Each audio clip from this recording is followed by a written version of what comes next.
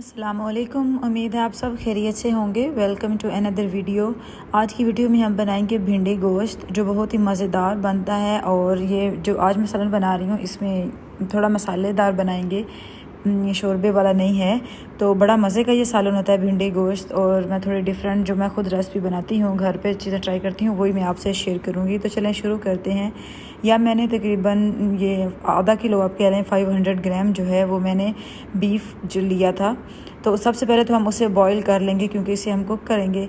तो उसमें मैंने एक नॉर्मल थोड़ा सा, आप कह लें छोटा प्याज है, एक डाल लें, वरना आधा प्याज डाल दें। और साथ में 1 टेबल स्पून अदरक और लहसुन का जो है वो पेस्ट ऐड करेंगे। साथ में एक टमाटर आपको चाहिए। अगर कुक हो जाता है तो आप वैसे स्लाइस काट लें, वरना उसकी पेस्ट बना के तो वो डाल दें।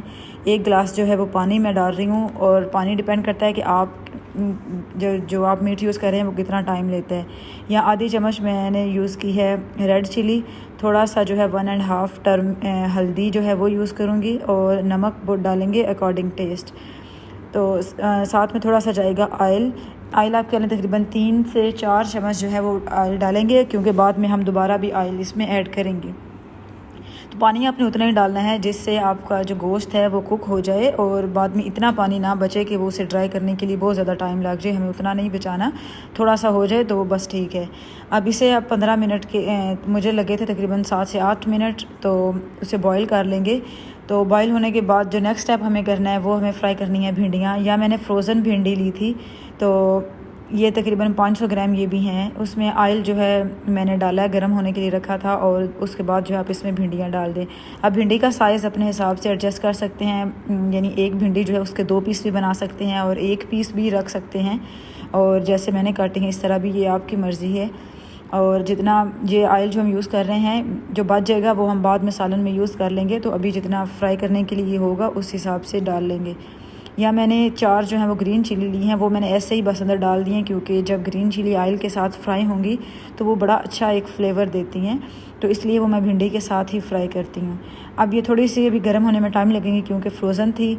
अब ये जब आप भिंडी फ्राई करें तो आपने भिंडी का कलर चेंज नहीं करना, बस इसके अंदर एक लेस सी होती है, बस हमें वो ख़त्म करनी होती है और उसके साथ साथ भिंडी फ्राई हो जाती है। अब ये देखिए आपको एक तार सी नज़र आ रही है वाइट सी, तो ये हमें ख़त्म करनी है। हमें उतना ही इसे फ्राई करना है, उससे ज़्यादा नहीं, इसे ब्राउन नहीं होने देना है, बस ग्रीन ही रखना है। और शुरू में अभी नमक ऐड मैंने नहीं किया है, आप देख रहे हैं। नमक मैं बाद में ऐड करूँगी, जब इसकी ये लेस वगैरह ख़त्म हो जाएगी ना, तब नमक ऐड करना है, उससे पहले नहीं।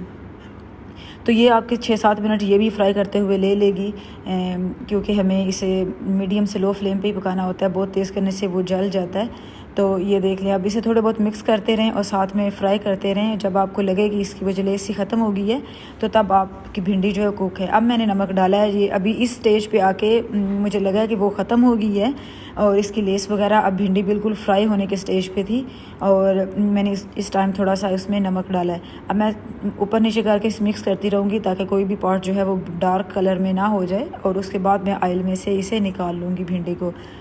ये देखें, अब ये परफेक्ट हो गई हैं, और लेकिन अभी भी ग्रीन कलर ही है, तो आपको ऐसा ही कलर रखना है।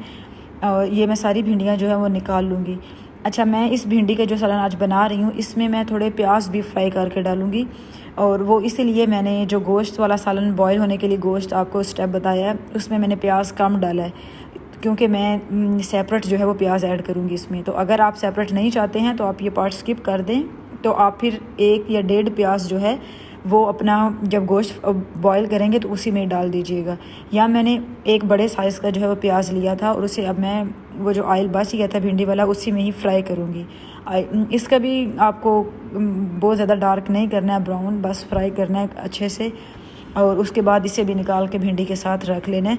और ये हांडी में सालन, ये प्याज जो है वो डालना भी तभी है जब आप भिंडी ऐड करेंगे, उससे पहले नहीं, क्योंकि कुक तो हमने पहले ही कर लिया है तो ये कच्चा नहीं होगा।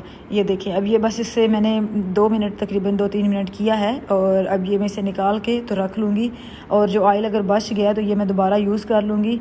और अब देखते हैं हम नेक्स्ट हमारा जो सालन गोश्त है वो कुक हुआ है कि नहीं। ये देखें, ये तो हो गया। यहाँ प्रेशर मैंने रख दिया था थोड़ी देर के लिए ताकि मैं उसे खोल सकूँ बाद में।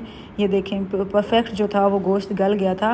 7 मिनट तकरीबन मैंने प्रेशर लगाया था, तो अब मैंने उसमें से निकाल के तो यहाँ पैन में डाल लिया है। अब ये जो पानी है ये हमें ड्राई करना है, आपको पानी निकालना नहीं है बाहर, तो इसलिए पानी थोड़ा ही डालना है ताकि बाद में इजीली ड्राई हो सके।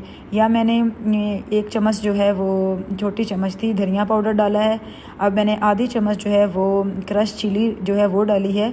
नमक मैंने चेक किया था थोड़ा कम था तो मैं थोड़ा सा और ऐड कर रही हूँ। ये है ज़ीरा जो मैंने रोस्ट किया और फिर उसे कोट के रखा हुआ था, तो ये मैंने वो डाला है। अब इसी के साथ हम क्योंकि गोश्त को हमने पहले फ्राई नहीं किया हुआ है, तो हम पानी ड्राई होने के बाद गोश्त को अच्छे से भून लेंगे, उसके बाद हम नेक्स्ट स्टेप करेंगे।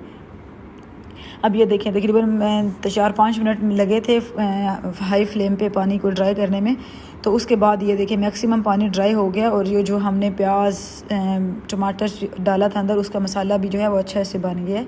इसके साथ ही अब मैं इसे 2-3 मिनट जो है जो मीट है इसे पकाऊंगी ताकि अच्छे से फ्राई हो जाए, फिर मैं बाकी चीज़ें जो है वो ऐड कर दूँगी। अब ये देखिए जब ऑयल ऊपर आने लगे उसके बाद आपको 1-2 मिनट बस करना है, उससे ज़्यादा नहीं। अब इस स्टेज पे मैंने अब प्याज जो है वो पहले ऐड कर दिए हैं। अब मैं इसे मिक्स कर लूँगी। तो ये प्याज जो है वो ऐसे ही खड़े खड़े अंदर रहेंगे क्योंकि हम थोड़ा मसाले वाली ये हांडी बना रहे हैं, तो इसलिए मैंने ये स्टेप किया है अंदर और अच्छा लगा था, मज़े का लगता है। तो अगर आप स्किप करना चाहते हैं तो आपकी मर्ज़ी है, आप कर दें। अब जाएगी भिंडी इसमें और अब हम इसके साथ इसे एक बार मिक्स कर लेंगे। लेकिन आप ज़हन में रखिएगा अगर आप इस स्टेज पे प्याज नहीं डाल रहे हैं फ्राई करके, तो फिर जब आपको गोश्त गलाना है तो उसके अंदर आपको प्याज ज़्यादा चाहिए होगा ताकि थोड़ा मसाला बन जाए। अब इसे एक दफ़ा मिक्स कर लूँगी मैं अच्छे से और उसके बाद जो है वो हम नेक्स्ट स्टेप करेंगे। अच्छा, भिंडी में 2 चीज़ें जो है अगर आप यूज़ करते हैं ना तो आपका भिंडी का जो सालन है वो बहुत मज़े का बनता है। एक तो है दही और दूसरा है अदरक। कम लोग यूज़ करते हैं या शायद करते हैं सब, बहरहाल इससे जो मैंने नोटिस किया है इससे जो फ्लेवर है वो बड़ा अच्छा आता है, तो आप भी ट्राई करिएगा ये।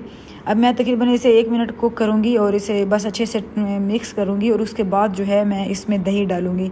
आपको 2 टेबल स्पून जो है वो बस दही की चाहिए, लेकिन उसे अच्छे से फेंट लेना है।